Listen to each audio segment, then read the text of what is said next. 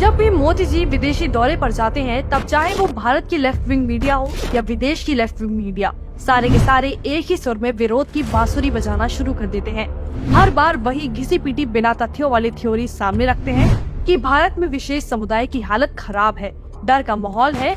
ये वो झूठ है जो ये सालों से दोहराते आ रहे हैं। लेकिन अमेरिकी थिंक टैंक पीयू के द्वारा जारी की गई इस रिपोर्ट ने लेफ्ट विंग मीडिया की पोल खोल दी। डर के माहौल का पर्दाफाश। पीयू द्वारा भारत के अलग अलग राज्यों में किए गए सर्वे के मुताबिक ये बात सामने आई है कि भारत के 98% विशेष समुदाय के लोगों ने माना है कि वो भारत में उनको पूरी धार्मिक आजादी है, उनको किसी बात का कोई डर नहीं है। किसी एक भी व्यक्ति ने इस सर्वे में ये नहीं कहा कि उन्हें धार्मिक आजादी नहीं है। हालांकि 2% लोगों ने ये जरूर कहा कि थोड़ी बहुत परेशानी होती है। इससे पहले कि आप इस रिपोर्ट को गोदी मीडिया बोले, आपको बता दें कि ये एक यूएस बेस्ड थिंक टैंक है। इस रिपोर्ट के आने के बाद जो पत्रकार दिन रात मोदी जी को कोसते रहते हैं, उनको सबसे बड़ा धक्का लगा है, क्योंकि इस रिपोर्ट के अनुसार पसमानदा मुसलमानों ने भी मोदी जी के काम की बहुत तारीफ की है। भारत में लोकतंत्र खात्मे की ओर। एक और दूसरा झूठ फैलाते रहते हैं कि भारत में लोकतंत्र खत्म हो चुका है। राहुल गांधी विदेश जाकर मंचों से हर बार यही राग अलाप रहे होते हैं। सोचिए कितनी शर्मनाक बात है कि लोकतंत्र की बात वो नेता कर रहा है जिसकी पार्टी ने देश में आपातकाल लगा दिया था, देश के बड़े बड़े नेताओं को काल कोठरी में ठूस दिया था।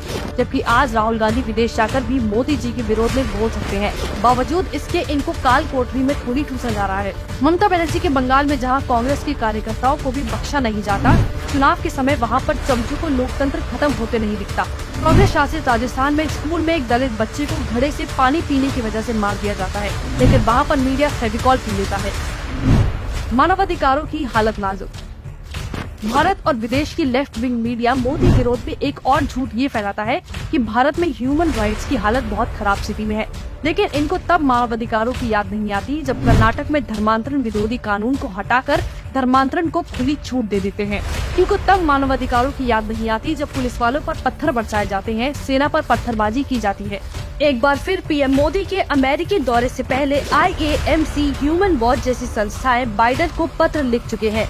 इस दौरे को रद्द करने के लिए प्रोटेस्ट की योजना बना रहे हैं। ये सारे आरोप लगाने वाले वो लोग हैं जो कहीं न कहीं भारत विरोधी जॉर्ज सोरोस से जुड़े हुए हैं, उनकी संस्था से फंडिंग लेते हैं। ये लोग मीडिया का यूज करते हैं भारत को नीचा दिखाने के लिए।